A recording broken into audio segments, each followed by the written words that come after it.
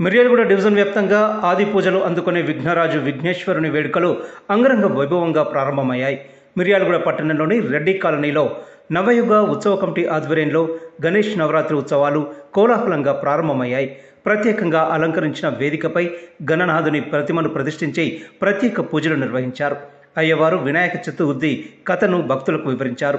భక్తులు చేసిన జై గణేష, గణేష్ మహారాజ్కి జై అన్న నినాదాలు మిన్నంటాయి.